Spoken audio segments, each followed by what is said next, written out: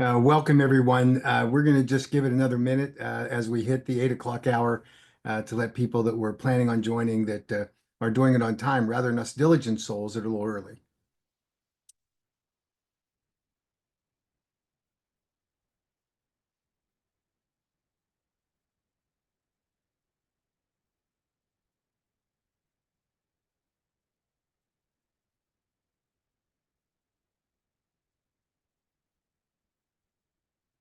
So, welcome everyone. This is Matt Caddo with the American Kratom Association. Thanks to each of you for joining this evening, particularly as we head into this holiday weekend. And by the way, happy Easter to everyone. And we hope that you and your families have a great holiday. And we have an assignment, obviously, that when the holiday feast is over on Monday morning, that we do need some help with. This has been kind of a crazy season with the bills that are popping around the country calling for bans. And when the legislators listen to the science and understand that even the FDA at this point is not saying that kratom is dangerous. In fact, they have publicly conceded that kratom appears to be well tolerated at all dose levels.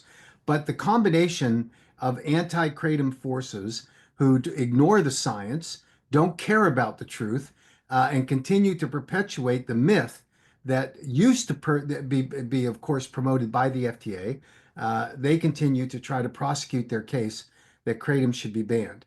And we, of course, stand resolute that as we've been able to work with those states, that there hasn't been a single one since 2017 when the FDA went on its great promotional campaign encouraging every state in the union to pass a ban on kratom, that today there are still only six, and we've been successful because those legislators that listen to the science are able to understand that, in fact, kratom is, when it's responsibly manufactured, properly labeled, and age restricted, that it provides a truly safe product to consumers. Our challenge in the state of Texas is real, and this is one that is significant because of two important factors. One is that Texas is a very large market. It is not only a market leader, but it's a political leader in terms of other states looking to see what has gone on and what is going on in these individual states. And if we were to lose Texas to this wrong-headed legislation that's currently being considered, it would be a real blow to us. And before I get into the details about where we are in Texas, there's one important issue that I think the community itself has to address. There has been a long-standing discussion within the community about product forms, and the community has been divided in the past between, and currently, between raw leaf powder, and many believe that that is the only product formulation that should be available on the marketplace. And then within the community, there is the divide about products that are extracted. And so kratom extract products have been vilified, I think, unnecessarily, and because we rely on science. And to the extent the commitment and the principle that the American Kratom Association has maintained to look at properly formulated, properly labeled, and safely manufactured, these products should be available to allow consumers to have the freedom to make the choices about the kinds of products that they choose. There are some who believe that it is the extract products that has brought some of the heat on the kratom industry. And I can tell you that that is a misnomer. It is not true. What has brought us to this particular circumstance are super concentrated products that are not properly extracted. And remember, we have always stated in the Kratom Consumer Protection Acts a couple of important provisions. One is that for a product to be extracted, that it has to follow the extraction guidelines in USP 467, which means that the solvents that are used to properly extract the products are limited so that they cannot create a hybrid where you have a super concentrated product that has lots of residual solvents, unknown artifacts in the product. So if they use the USP 467 standard, which we mandate in the KCPAs, these are safe products. It may not be the preferred product that you personally use, and it may not be the product that, in terms of the extracts, that because they tend to come in some of these beverages, and there's a belief that that's attracted a lot of attention, and to a certain extent that's true about these little shots that are sold that appear to draw a lot of attention by politicians and law enforcement officials. But it's important in context to see exactly what's happening in the state of Texas. Senator Perry is sincere in his belief that kratom should be banned. He recognizes openly, and those of you that watched the hearing or attended saw him acknowledge that, oh, I understand that kratom can have benefits, that people are actually benefiting from it. Because of the way the marketplace is today, he said we can't separate the good from the bad, so we should ban it all.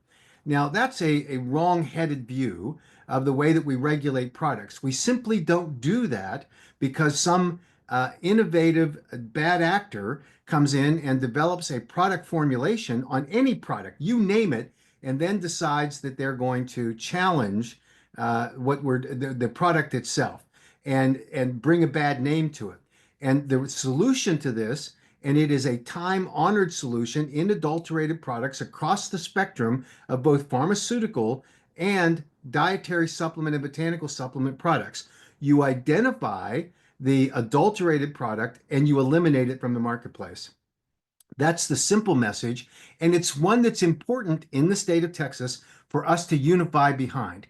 Even if you have these strongly held beliefs about the differences between raw leaf powder and the extracts, the battle that is waging in Texas will have long-range impacts if the people that are pure leaf kratom products advocates sit on the sidelines and let this bill become law. The great news is that I think as a result of the powerful testimonies that were provided in the committee about the value that kratom offers, and there was not a significant discussion about the difference between properly extracted products and raw leaf products, but the message was powerful. And thank you to each of those advocates that had the courage. And it's not an easy thing to do to stand up in front of a group of legislators or to speak into a microphone. These can be great challenges, but the courage of the people who did it, the passion that they delivered, and in some cases, the analytical data that was provided, particularly by some of the vendors, was absolutely magnificent. And it turned the tide. And I think that Senator Perry saw it. Unfortunately, he didn't see it clearly enough. I had the opportunity to meet with his senior staffer on this issue after the hearing and before Senator Perry filed his substitute bill. And despite our best efforts to explain in detail all of the science behind these provisions, what Senator Perry has now focused on is that he is only going to allow raw leaf powder. And I know that some in the community said, oh, that's great, we don't have to worry anymore. Here's why it's a mistake. Because what Senator Perry also did is said that kratom in whatever form that is acceptable under his bill, which is principally raw leaf powder, that it cannot be sold in any establishment, retail establishment, that also sells hemp. You could see why he would target that because he's a crusader against hemp products or CBD. You cannot sell it in an establishment that sells vape products. Again, understandable with the position that he has taken, and of course the stigma that's attached to smoke shops that sell those kind of products. But then he says any establishment that sells alcohol cannot sell a kratom product. Any establishment that sells a cigarette product cannot sell a kratom product. So you are left with such a small number of retail establishments that will be available. What you have is a constructive ban on kratom. When I made that argument to the senior staffer on Senator Perry's staff, he acknowledged it. He said, this is just the way we think we have to restrict the sales of kratom products. Remember, that means raw leaf powder too. So anyone who thinks that you got a victory because he didn't include raw leaf powder in an overall ban, you're making a mistake. Because this is the front edge of a bigger problem, because I guarantee you he'll be back when he feels like he has the ammo to do it, to take out all kratom. This is our beachhead now, and we need to unify and we need to fight for access of consumers to safely formulated kratom products that are properly labeled and age restricted. The current status is that after the Senate State Affairs Committee meeting, Senator Perry did introduce a substitute bill which changed it from a ban to the constructive ban that I've just described. And he told his colleagues, excuse me, I've got a case of pneumonia and I'm trying to get over. He told his colleagues categorically that he recognized and had solved the problem for kratom consumers with his new bill. He did anything but in his mind, he sincerely believes that he has done that. He is, respectfully, sincerely wrong because of the marketplace conditions that really should require, however, the products are marketed in any retail chain, wherever it gets, it should be done with the proper labeling, proper formulations, and it should not be such a dividing line about what other products are sold in those retail establishments. So our goal here is to excuse me, now tell the other members of the Senate. Now, it is currently in the Senate Administration Committee, and that's the committee that makes a decision about how bills come out, how they're debated, or whether they go on the consent calendar. We will obviously on Monday morning be targeting those committee members, but we also want to target the entire Senate. The reason is that we've been greatly encouraged as our lobbying team has been talking to members of the Senate to see that Senator Perry's bill, however powerful he is, and he is a very powerful senator, however impassioned he is about this topic, we're starting to see cracks where other senators are saying, maybe I don't want to restrict consumer access to a safely formulated product. I don't want to see the kind of restrictions that are in this bill with respect to the businesses because this is anti-consumer. It is. It is anti-small business. Clearly is. And it will impact the livelihood of many small businesses who rely in part on, excuse me, on part on the sales of kratom products that are safely formulated, properly labeled, and age gated. So these are the kinds of challenges that we're facing, but we see an opportunity. And if nothing else, on Monday morning, when we ask you to do a couple of things, we can have an impact over on the House side as well, because they will see how this battle is unfolding, the arguments that were being made. So what we are asking is that on Monday morning, and we will send out the details, a couple of things from you. One is, and the ideal situation is that if you live in Texas, you contact your state senator and you give them the talking points. This bill should be defeated in its present form. It is anti-consumer because it restricts access to safely formulated, properly labeled kratom products. It should be defeated because it is anti-business, because the backbone of Texas economy are small businesses. And this takes a select group of retailers, targets them because they happen to be selling a product that is safely formulated, properly labeled. Why in the world would you do that except for this frustration that Senator Perry feels about kratom and generally opposing kratom in any form, but conceding that he had to do something in order to accommodate the pushback that was generated by, initiated, and eloquently portrayed by the kratom advocates in the committee. So he was moved by that. He also, through his staff member, told me that he was impressed with the testimony of the experts, Dr. Kirsten Smith, obviously Bob Durkin, former FDA official, Senator Bramble was there, and they all made the pitch. And then there were a lot of advocates, as everyone knows, and particularly I would single out the vendors who were able to explain the kinds of ethical practices that they engage in and their commitment to safely formulated kratom products. It was extremely difficult for Senator Perry to make the argument that somehow that wasn't sufficient. So again, Monday morning, we're going to ask everyone to contact your senator. And then if you don't live in Texas or you don't live, everyone lives in Texas, obviously has a senator you want to contact.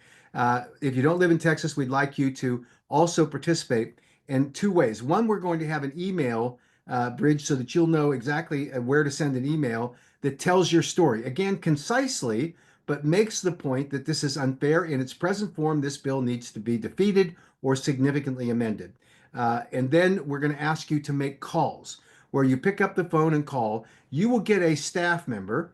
That staff member may or may not listen to you, may or may not have the ability to do one thing or another in the office other than answer the phones, but they will report that the phones are ringing off the hook about this Kratom bill, and we simply have to be in a position to fight it, and they need to know that there is a substantial number of consumers. Now, one qualification is that under the Texas Constitution, one of the members of the state Senate that we are not going to be contacting is Lieutenant Governor Dan Patrick. We have a separate lobbying effort that we have deployed. His office has been open to it, is very interested in learning more about the Kratom topic. And so we're going to, and he sits as the president of the Senate. So really bombarding him with emails and phone calls will not be productive.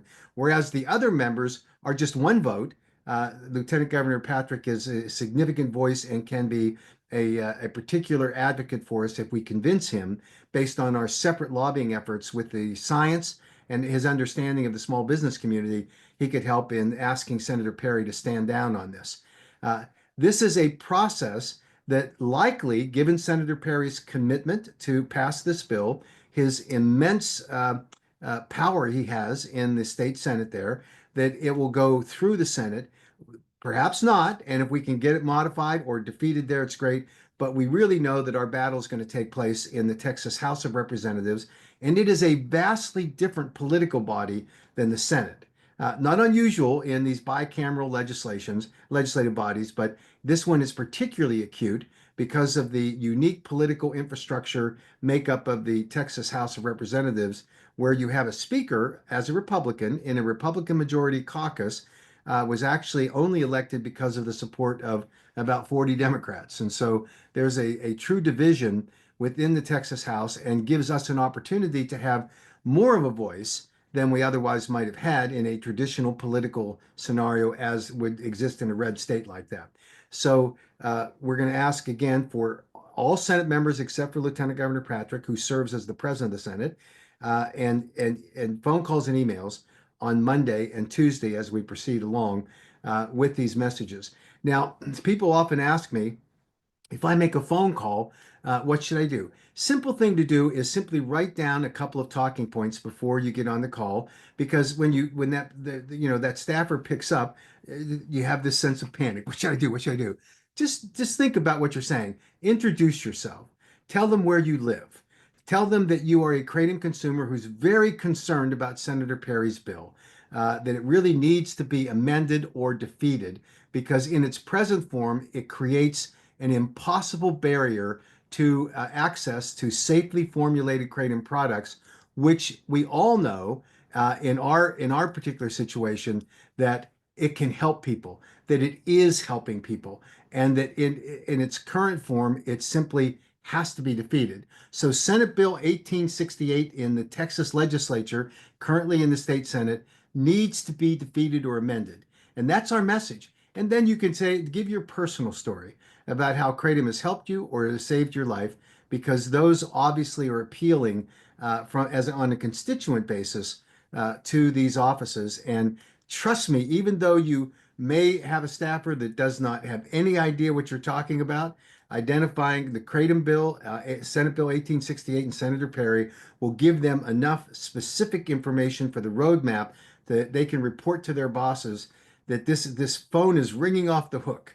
And the same is true for the emails to be able to do that. So you'll receive tomorrow directions from the AKA on how you can effectively communicate these, both with phone calls and by email to your senator or to all of the senators, so that they understand that there is an overwhelming, passionate community in the state of Texas that relies upon access to these safe products. So that's essentially the pitch that we're asking for you to do. I cannot overemphasize how important it is, because, as I said at the outset, we have these issues where bans are popping up, and if Texas falls, we're going to have a significant problem in cascading effects in other states. And trust me, other legislators who are anti-Kratom are going to be up there pounding the pulpit, pointing to the fact that kratom is a bad thing going forward. I'm gonna go to the questions that are here, and then if you have more questions, just add them to the Q&A section. Alex asked if we all know what happened to CSSB 1868 versus Senate Bill 1868. The Texas Gov page says that 1868 was substituted. That's true. And on a basic reading seems to only touch synthetics, while 1868 goes far further. The substitute bill that is currently before the Texas Senate goes much further than just banning the synthetics. It does do that, but it also bans all the extracted products, and it bans the source of sale even for kratom pure leaf products to again to only those entities that don't sell cigarettes, alcohol, hemp products, or vape. And that's a restriction that knocks out the significant majority of convenience stores that sell kratom today in the state of Texas. And by the way, it knocks out virtually every retail outlet because they all sell these adult products, alcohol and cigarettes. So you might find a mom and pop operation going on, and you'll see that it's a very difficult problem. Anthony asked, "What's up with the issue of zero point zero 0.01 maximum on 7-OH?" Let me clarify something that's important. The 7-hydroxymetrogenine, in the way that it is currently being manufactured and marketed, is an unapproved drug. It is an illegal product. It exceeds any safety standard that's known for a kratom product, and it is something that needs to be banned in every market possible. What Senator Perry did, and I told his staffer the problem with this is that he plucked a number out of the air. He was trying to say, I don't want to see any 7-hydroxymetrogenine. I explained to him that the rationale behind previously passed KCPAs, including in the state of Texas, that the upper limit of not greater than 2% of the overall fraction of the alkaloids in the product could be 7-hydroxymetrogenine. What that simply recognizes is the reality that in the naturally occurring 7-OH that occurs after the harvesting of the leaves, during the drying process, it never gets to that level. If you were to convert that 2% maximum of the total alkaloid content of the product, it would convert to less than 1 milligram of 7-OH in a product. So that's a safe standard. There's no question about that. What Senator Perry did is just went too far. He said 0.1%. Now, here's the problem with that. You can't quantify it. There is no way that there is any reasonable test that would be available for the state of Texas to determine whether or not 0.01 max on a 7-OH product is there. The lowest quantifiable level is 0.3%. And that would have been a more rational way to do it. Or he could have just said not greater than 1 milligram. I participated in a hearing in Rhode Island last week where a representative from the Heart Group, which is one of the leading industry advocacy organizations for the 7-OH industry, where its representative, Vince Sanders, testified before the Rhode Island House of Representatives that their view is that 7-OH should be allowed and not greater than 28 milligrams per serving. That is an outrageous amount of 7-OH to be in a per serving. There is zero, I emphasize zero science to document the safety of that product. There is zero science to document the safety of the product at even the lower serving size, which Mr. Saunders' own company makes of 7.5 milligrams per serving, which you have to split the pill in order to get that.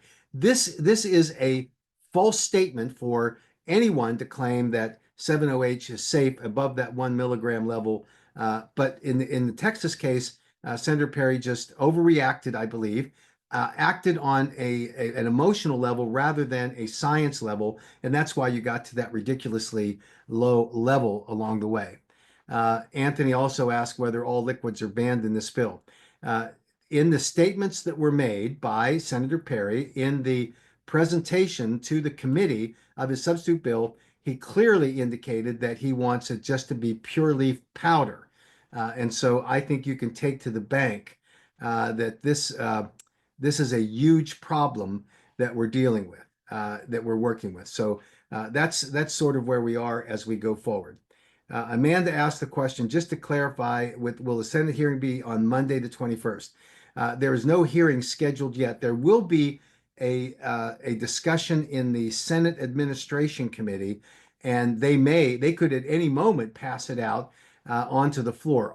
What we want to do is influence the vote on the Senate floor. It is our belief, based on intelligence we have gathered, that the Senate Administration Committee is not going to have enough votes to block the Senator Perry's bill from making it to the floor. So we have got to alert members of the Senate in Texas to work as hard as they can in order to improve this bill with amendments or to just flat kill it.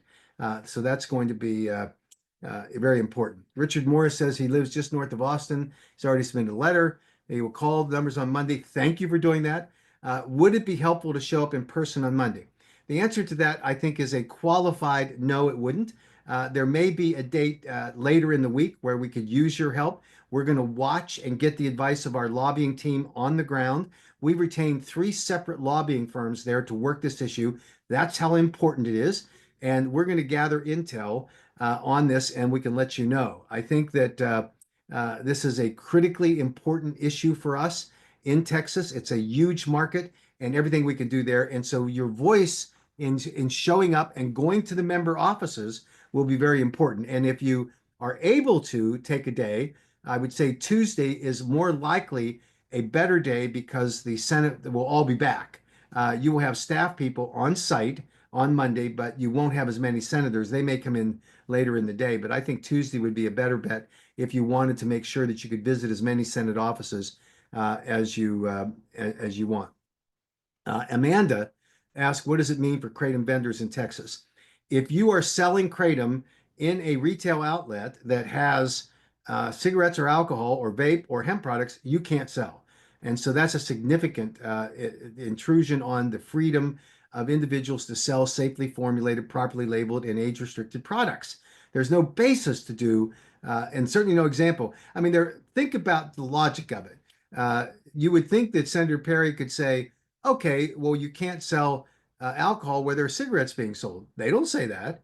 If you look at the safety profile of cigarettes and alcohol and then compare it or contrast it, frankly, to Kratom, you can see there's no comparison. You have huge health impacts on these dangerous substances documented with clear scientific evidence, and he's now trying to make Kratom equivalent to them, and it's a false equivalency. So this is a disaster for Kratom vendors in the state of Texas. Now we have absolutely been working hard on trying to educate these senators about the impacts on these vendors, but your voice obviously will help. Mike asked, would it also make it illegal for Kratom companies to possess extracts? Yes, because under this bill, it bans any extract product, and that criminalizes it. That's just the flat fact of the matter. And so it's very important on how that goes through. I'm going to rush through this on some of the Texas things, come back to some of the other questions. Gabby from El Paso, is there a date when the Senate will be voting on this bill? Unknown at this point, but we will alert you through our email alert system when we find out. It's one of those things that happens where the committee chairs make decisions about what they're going to run, and then there's a Senate president that decides what the order of bills will be held. It's a complicated process, not one that's easily predictable. And so all we can do is do our best to keep you alerted on what's going on. The idea that you're willing to, Amanda, to go down there, fly down and give another testimony when they have another hearing set, that will happen over on the House side, where they will take testimony. Now, I say that, and I say it with some assurance based on what happened in the Texas Senate. I can tell you there are some states where no matter what we do, best planning possible, we get hornswoggled. And a great example of that is in the state of Arkansas, when one of the legislative procedures that's available to members is to call the question for immediate consideration. And it doesn't matter who's talking. It doesn't matter how many witnesses have been heard, if any. They just call the question. And that happened in Arkansas in the House hearing after they had heard the governor's representative from the health department. They heard from a pharmacist from the health department. And then some member said, I move for immediate consideration. That is a non-debatable motion. It passed, cut off all debate. So that could happen. And that may happen, particularly if there's a rush to get out, if there's a huge agenda of bills. This is part of the legislative process that is most frustrating. Generally, when you sign up and the chairman sees how many people signed up, typically what they do is reduce the amount of time they give you. They don't cut you off. And so that's why it's important to be there as we go forward here. But thank you, Amanda, for your willingness to do that. And we need to be teed up to go to the House side there in the Texas House of Representatives. Um, David asked whether we can specify to everyone which branch of politicians to contact, their local congressman, their respective senator, or the ag commissioner, uh, who do all they can to contact the local level and state. In this particular case, in this alert that we're doing, we're asking every advocate to call a state senator in the Texas Senate, with the exception of the Senate president, who is Lieutenant Governor Patrick. We don't want to bombard him, but everyone else is fair game. Um, Kamal asked, as a Kratom liquid shot vendor, how else can I fight back against this law? You need to join us. You need to get in there and fight. Every one of your customers needs to be alerted that they need to be contacting their senators. Give them the QR code in our alerts that lets them sign up, to send an email, to make a call. This is, trust me, this is ground zero in this battle. We have got to win this battle, or we'll see a terrible erosion of what's going on. So Anthony asks, when are we going to be able to use science to prove the safety? Anthony, I'm telling you, I talked for an hour and 40 minutes to Senator Perry's lead staffer on this, and he was polite. He seemed to get some of it, but it didn't matter. And that's the science is not speaking to some of these anti-kratom people as much as your voices. And so while it's a balancing act, if I were going to predict the most important thing that happens over the next week in the Texas Senate, it is going to be the voices of constituents. We have distributed scientific material. We've distributed specific amendments that we recommend to fix the Perry substitute bill. To date, no one's picked up on those things, so we're going to have to just keep fighting as we go along. Michael asked, so plain leaf is still removed from the existing ban? That's true. The amended Senate bill scratched out leaf to not have any higher than 2% content and replaced it with 1%. My existing online vendor sells product with between 1 and 2. Is that supposed to change now? Well, Michael, I'm just going to tell you, if someone is selling a product that has between 1 and 2% 7-hydroxymetrogenine, that's not naturally occurring, I can tell you. Now, it's possible, depending on the way the testing methodology was done, but it's the rule is that it cannot exceed 2% of the overall alkaloid fraction in the product. So that's something you need to check into.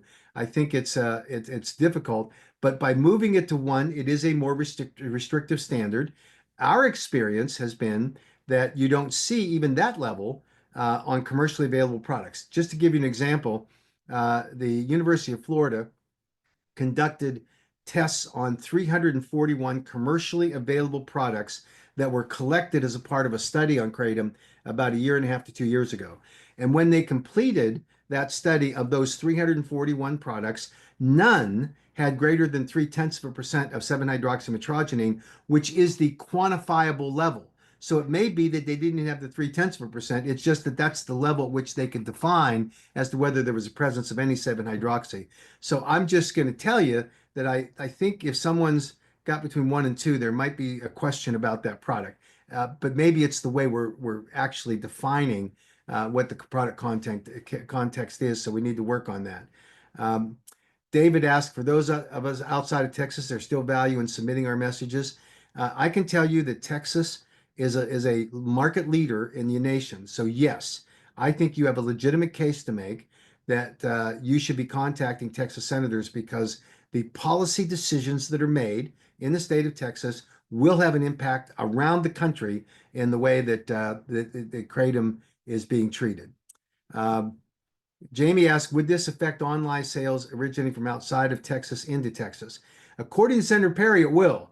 And certainly if you define a criminalized product as being an extract product, it won't matter where it comes from. You're going to be criminalized for it. And so that's the sad case of what is going on here along the way. Amanda asked, will Texas vendors be required to use a Texas lab for their testing? The answer to that under Senator Perry's substitute bill is yes. He is requiring that. I made the point to him that the issue here is not that it's a Texas lab. And by the way, there's no reason to trust a Texas lab any more than a lab outside the state if they're using a proper Kratom method and if they are accredited. They're an independent lab, which they have to be. If they're accredited, they are not going to sell their souls and their accreditation because of some buck that a guy slips under the doorstep in order to test a product with a different testing methodology than is required under the law. So I think it is. I made it clear that we thought that was a ridiculous provision. I did support the idea that if the Texas regulatory authorities determined there was a question about the compliance with the statute of a Kratom product, they certainly could choose a lab in Texas to do the testing, and I think that's perfectly appropriate. But why, if you imagine this, if 50 states in the United States say you can sell Kratom, but you have to test your product in our state, think about the enormous costs that are associated with that going forward. So that's just something to think about in terms of practicality. This obviously didn't have a lot of good thought put into it when they put. That was all very parochial and protective of Texas, but didn't make much sense to do that. Um, Carrie asked, and thank you, Carrie, for asking this question. Is it most helpful for us to donate to AK to help them with lobbying?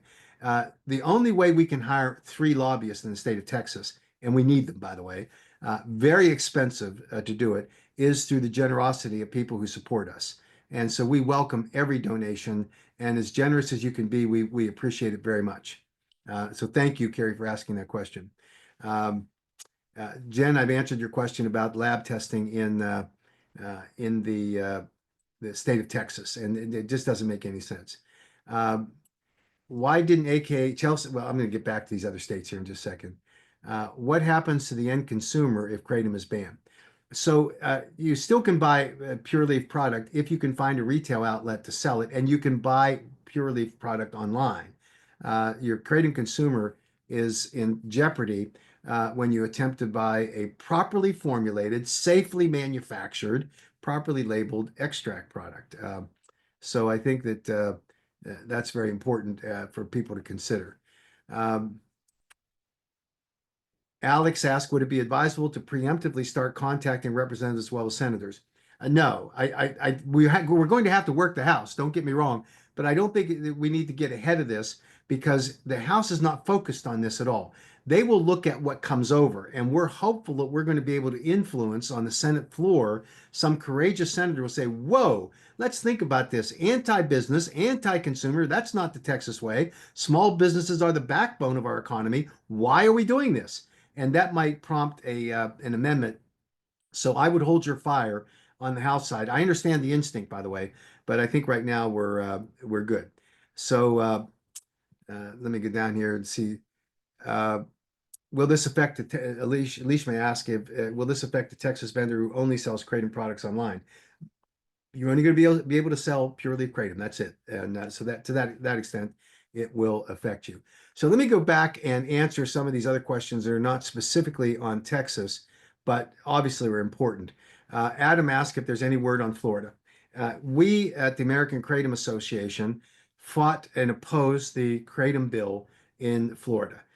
We did so because it is the most onerous overregulation that was developed by the Florida Department of Agriculture and Consumer Services, who is no friend of Kratom. And they developed such an onerous scheme. They convinced Senator Collins to run the bill for them. The evaluation by the legislative fiscal analyst, which means the person who evaluates how much is this bill going to cost the state, estimated, and it was concurred by the Department of Agriculture that the fiscal note for that bill, Senator Collins' Senate bill, was $15 million. That contrasts to other states where you're going anywhere from 250 to maybe $700,000 to fully enforce this law. The It's mind-boggling when you think what's happening. Representative Owen, first term representative there, seems like a good guy, heart's in the right place, trying to do the right thing. He was the House carried the House version of Senator Collins' bill. He was willing to listen to us and started considering some of the amendments, and then the Speaker's office came in and dropped a different version, which was even more regulatory than Senator Collins' bill, modeled after the hemp legislation, and they just plugged in Kratom on it. It was a horrible bill.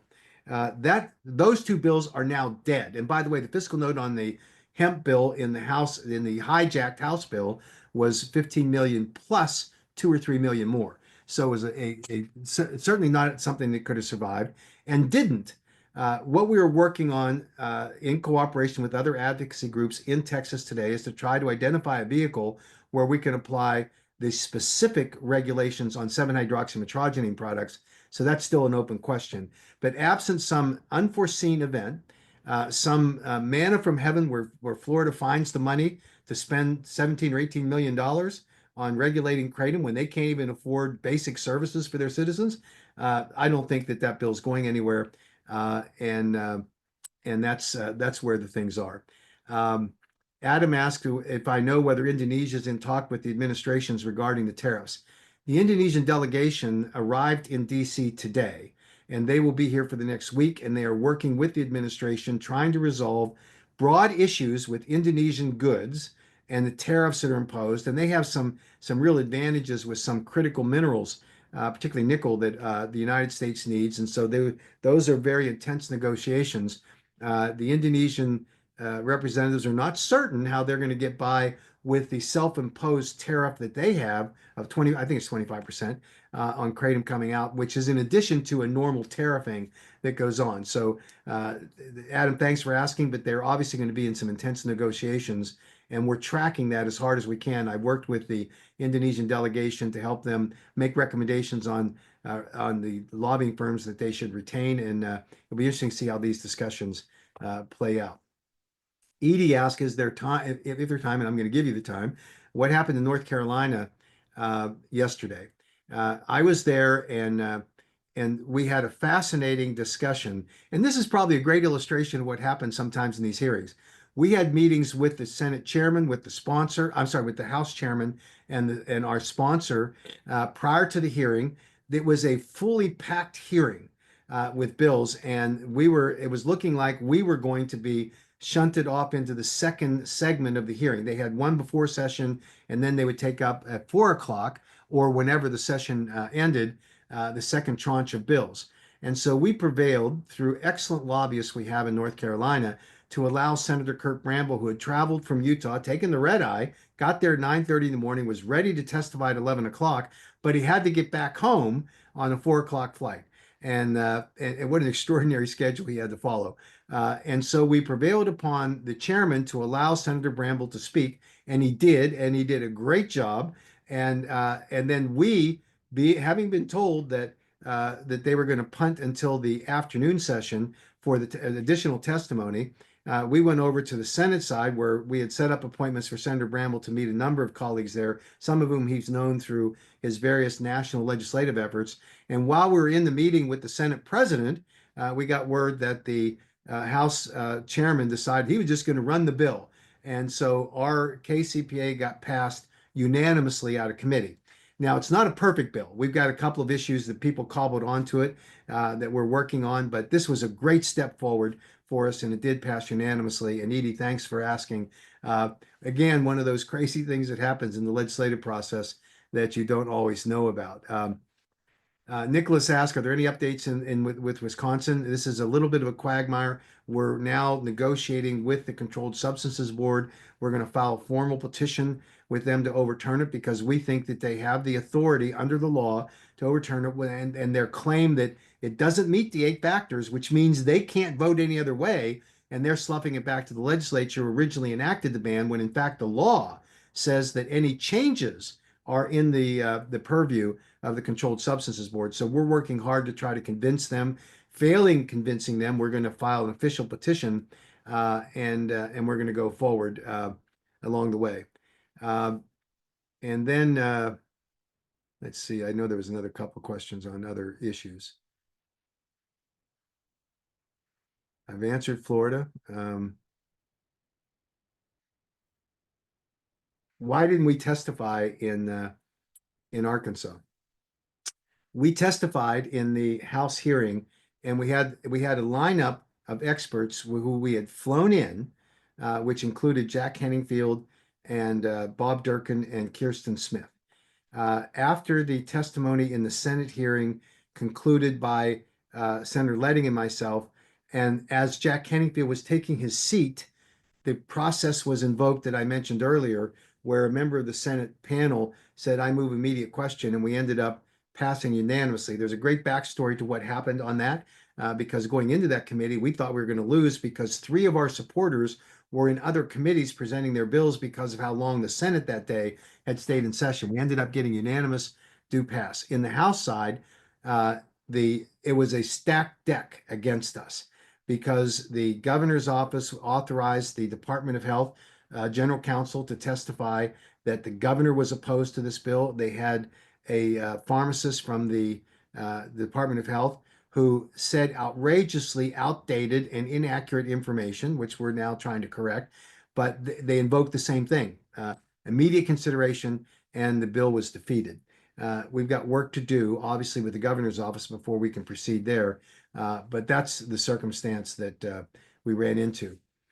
We have an issue in Louisiana, very similar to Texas, where you have a ban bill that's in play. We also have a KCPA. I thought that Chris McCurdy and others did a great job in Louisiana. It is a very, very controversial issue there. We've been working in Louisiana for 5 years. The one hope I'll tell you is that we had the same experience in Mississippi, and now it looks like the governor has on his desk a KCPA. I don't like the excise tax at 25%. I mean, I think everybody reasonably could say that in order to fund enforcement activities, putting an excise tax of, say, 5% could be livable. 25% is punitive and a dumb public policy. But those bills are on the governor's desk, and he's expected to sign them, absent some magnificent act of God somewhere that someone prevails on him not to do it. But I think that's where we are. So Louisiana, it's critical that Louisiana people also be alert and also participate in Texas because it's neighboring states, things that we need to work with as we go forward here. Any update on the state of the federal KCPA? We've had meetings all day today with members of our sponsors who are working on tweaks that we've made to the federal bill that we want to be refiled, which includes addressing the 708 issue. So I think you'll see the federal bills filed when the appropriations process concludes in the next month, and then you'll see our bill refiled. So I think we're working here. Sarah asked, it says it's great news about Florida. Should we stay on top of signing a petition and reaching out to our Florida representatives? Yes, we want to get as many people together to be able to say to those that fought the battle for us, to say thank you to them and show them that we had the power of the Florida citizens behind us. And so it's pretty incredible. David asked the question about the cost. If you're talking about the lobbying cost, lobbyists typically run anywhere from $9,000 to $15,000 a month, and so and they won't sign contracts for 2 months or 3 months. Now Texas is in session longer, but they want sometimes 6 to 9 month contracts, sometimes a year. So we're sort of held hostage by that, but we're working hard on that. Michael asked about New York. I've talked about Livingston Parish it's just we have to fight these battles locally in Louisiana. So we're doing the best we can. In New York, there is a rally and a ban bill. You've got an impassioned assemblywoman there that's going after Kratom. We've been working on this issue for 4 or 5 years in New York. We're going to continue to fight it. We think it's drawing attention here for this to get addressed because the ban bill draws fire, and so we're able to educate people along the way. Misty asked a personal question. She goes, "People don't realize how much you travel. It's only April, so how many times have you traveled so far?" I just noticed I try to stay at Marriott hotels because my wife says if she tries to find me, she'll check the local Marriott. But the I think I had 57 nights so far, meaning I'm out of town traveling here in April so far this year. So it helps me get status at these hotels, but it is a grind to do it. And that's where I picked up my pneumonia. I was on a flight from Providence in one of the very small planes, and there was a service dog, very shaggy, very large, and it kept kicking dander. And I'm hyper allergic to dogs. And then I had to get on a plane and go to Austin and the next day, or I'm sorry, to Miami the next day, and it just progressed into pneumonia. So I'm really struggling with it. But uh, the travel schedule is rigorous. It'll probably calm down in the end of June, early part of July in terms of legislative sessions. But then we kick off a number of meetings that these national legislative organizations have where we have the opportunity to meet with legislators in a less intense environment, more social environment, and we can tell our story. So we do a lot of that kind of thing along the way. Um, Misty says people are upset because AK didn't show up for Louisiana and they're mad at Dr. McCurdy. He said dirty drug, not realizing that pharmacology talk. People are not perfect. Chris McCurdy is a magnificent scientist. He's got it right on the science. We can make mistakes, and that happens. I've done it. I've said things that I didn't intend to say. Been called out on it. So we're going to be able to clarify all of that. Um, let's direct our energy and our focus in the right place. And I encourage everyone to do that, and let's stay focused on where it's happening. Amanda says we've had a lot of hearings in New Hampshire and Massachusetts. Is there anything you know? We've been told Massachusetts is working on a full ban. They are. We also have a KCPA, and so we're fighting hard there too. These local efforts are very difficult. We formed a special group to work on the local bans with John Shinholzer and Laura Romney, who are helping us, and they're magnificent advocates. They're fighters, warriors, and they're doing great work. And we need that to know that this is the battleground that the anti-kratom people have selected because they lose in the states consistently. And the state policies, bans are verboten. We have to fight those things. But the strategy of having local bans is one that we have to really be diligent on and do everything we can and inform these local people about what is going on. Um, Melody said we can assume local bans and threats will increase. Yes, they will, because to the extent that they find success in those areas, the good news is that there are so many local jurisdictions that it's an enormous amount of resources that our opponents have to expend in order to get there. We have to do the same to fight back on them, but at least they're expending their resources as well. And so we're fighting hard on all of this. Anja asked about what about the issue with the Southern Nevada Health District in Nevada? They're trying to remove all kratom from my store, stating they're unsafe foods per the FDA. We have been engaged with the Southern Nevada Health District on 3 other vendors, and this is an enormously difficult problem because these self-anointed FDA experts claim FDA says that it's an illegal dietary ingredient. The FDA says that statement on their website, and they did not do the required rulemaking. And by the way, it's not accurate. And even the FDA's own testing of kratom determined that kratom was safe at all dose levels. And they're taking a nuanced position that the FDA has taken, and we think without authorization of the statute, making a claim that it's an adulterated dietary ingredient when they have not gone through the required rulemaking. We are in this fight. I have a meeting with the attorneys next week about the Nevada situation, and so we'll keep you posted on this. But it is frustrating because these people are acting like there's the self-appointed FDA agents, when in fact, in the state of Nevada, it is legal to sell kratom under the Kratom Consumer Protection Act. And so this is the problem that we run into. Um, so David makes a comment about the cost the state will need to enforce the bill on the table. There's no cost that's been articulated. This is a ongoing problem for us because the assessment of what it costs to regulate generally are done by these state bureaucrats who they see dollar signs, and that's understandable. They also want to make sure that they don't fail, and so they overestimate the cost so that they aren't going to get caught failing along the way. We think there's a rational way for Kratom to be regulated. We've devised a new Model Kratom Consumer Protection Act, which we want to get ratified next week by our Kratom Industry Council so that we can say that the Kratom industry is behind it, and that they're willing to be regulated. And it provides for excise taxes, it provides for more self-enforcement and penalties on the non-compliant product manufacturers, penalties on retailers that sell non-compliant products when they know that there is a website that posts all the registered and qualified products. So we're coming up with innovative ideas to reduce the fiscal note and cooperate with the states in order to give them some reassurance that these products are going to be properly regulated.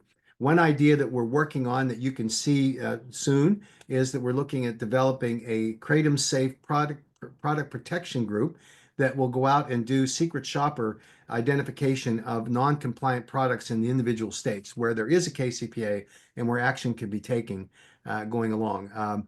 The, uh, these fights are important, and we need to adapt as we see the objections that are created, and as we go forward here. So we're in this fight. We're going to continue to battle it as best we can. Chelsea, thanks for your kind wishes. I'm hoping to feel better soon. It's just one of those things that happens.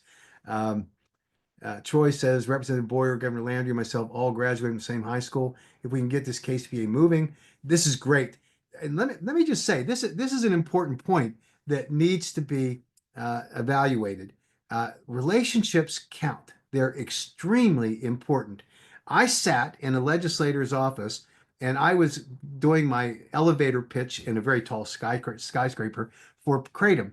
And the staffer reports to her boss, a state legislator. She said, "My brother was saved by Kratom." I could have hugged and kissed her. I mean, that made the difference in in what's happening, and having a relationship with someone like that to understand it. And we thanked her and said we want to continue to talk to her. This is important. And yet then what has been pointed out here is very important. If you have a relationship with your legislator, and by the way, you can develop one just by calling, talking to them, go to their town hall meetings, whatever it takes. I tell Kratom vendors all the time, join your local chamber of commerce. Make yourself mainstream. Don't be the outlier out there that the city council wants to yell about. Get involved, be a part of the community. And the same is true for advocates. You can go to these town hall meetings along the way. And so this is an important thing that we're doing, and finding these relationships makes a real difference as we go along. Um, Misty asked, how's Advocacy Day in DC looking? I got a brief report that it's looking great.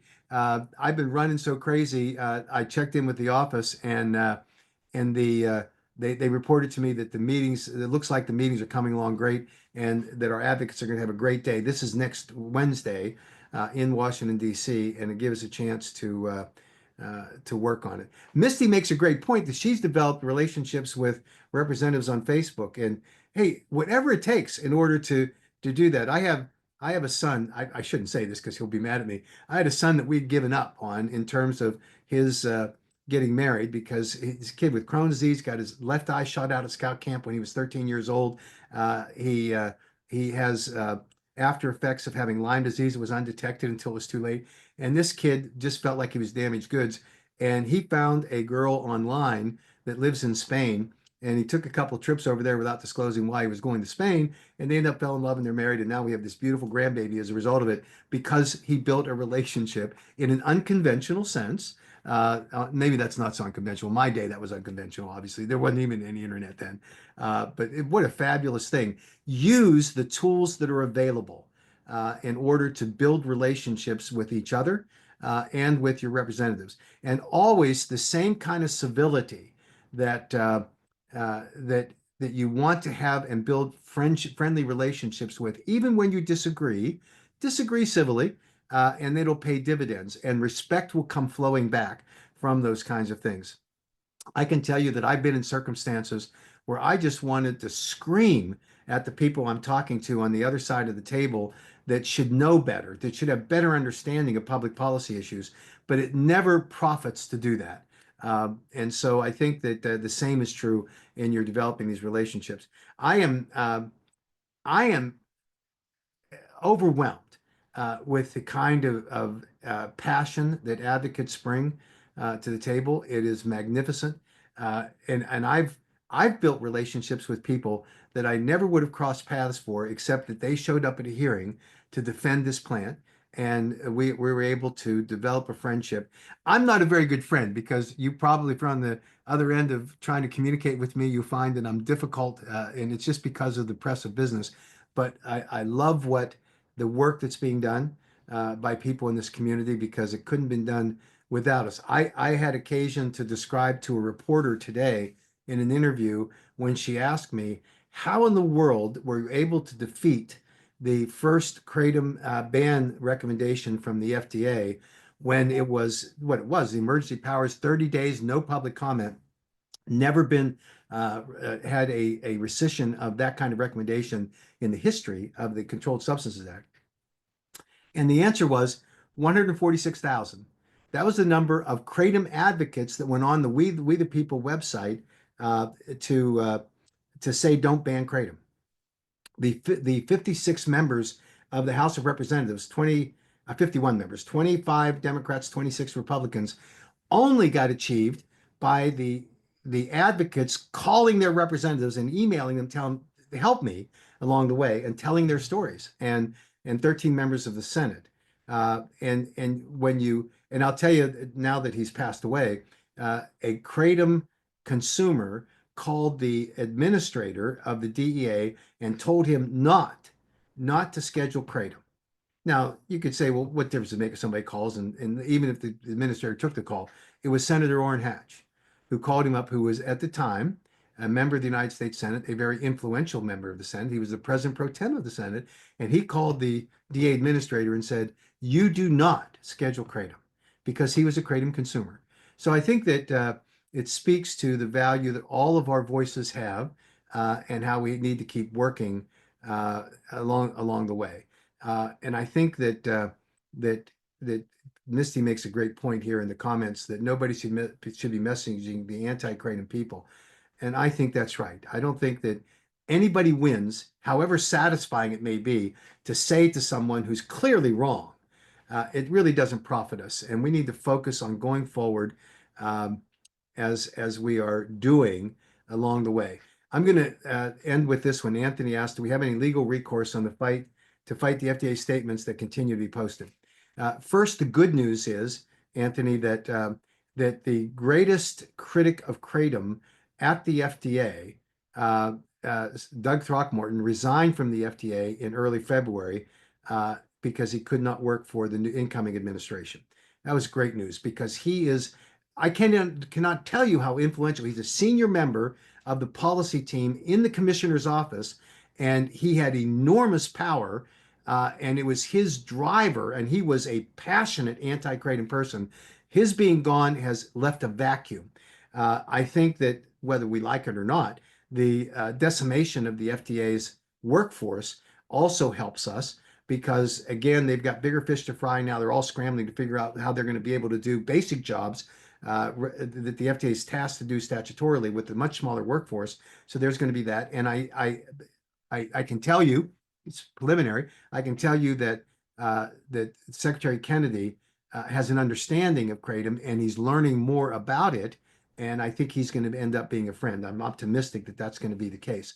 And so the FDA is now, and by the way, the Federal Kratom Consumer Protection Act will address directly what the FDA is doing with respect to the misinformation on the website that is not grounded in any good rulemaking that they're required to go through. And so we'll be addressing it in that standpoint as well. So it's just one of those things that we have to continue to fight the FDA on. We have pounded them with letters and legal opinions. We've gotten members of Congress to write them. So this is just a process going forward. Misty asked, what happened in North Dakota? Big disappointment. We thought we were well on track there. The problem in North Dakota was bad information from a regulatory agency that misunderstood what the law was going to require them to do. They made the argument, which is why we're now responding with a different regulatory paradigm. They made the argument that they needed, in a state with 300,000 people, they needed $1.1 million to regulate kratom. It's not irrational, but you don't have to be rational in order to make some argument when you're just protecting your turf.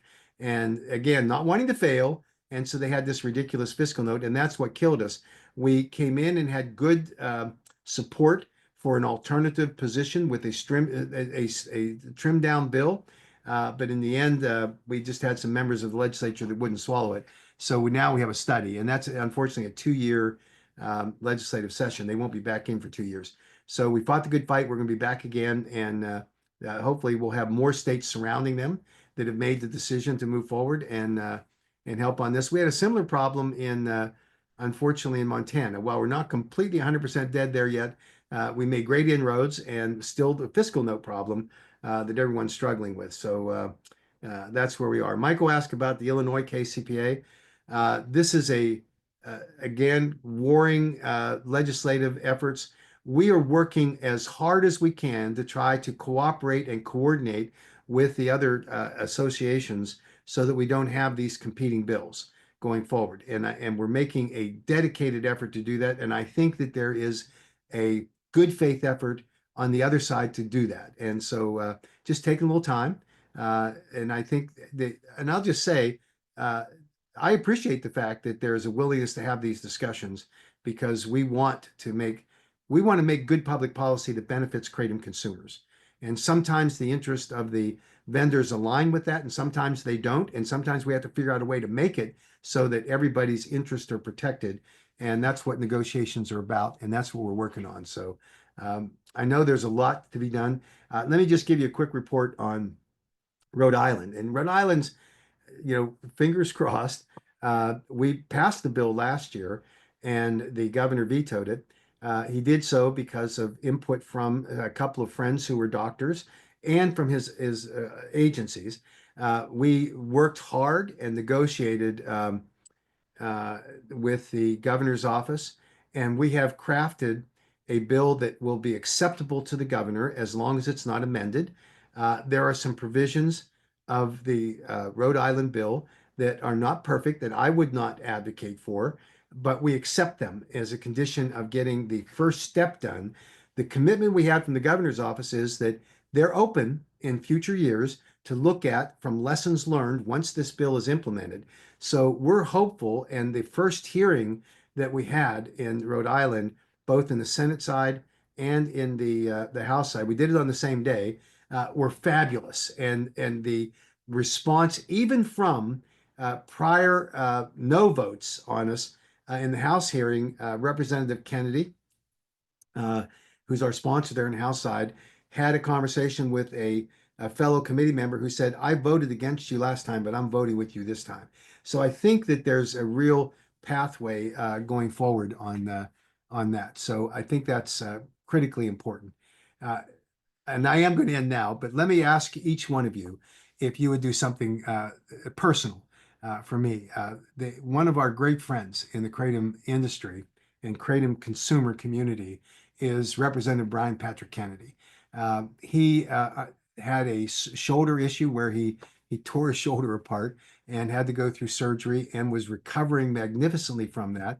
Had a little bit of a setback with a bacterial infection and was put in the hospital yesterday. And while there, they discovered significant blockage in his heart. And so he's going to go through open heart surgery on Monday. Please keep him in your prayers. He is a great friend and a magnificent warrior for us in the kratom community. And we need to show as much prayer for him as we can so he gets through this very difficult health problem that he has. So with that, I'll say thank you. And again, wish every one of you a very happy Easter season with your families, because we need to treasure that. So thanks, everyone. Appreciate very much all of your support and your attention here on the call.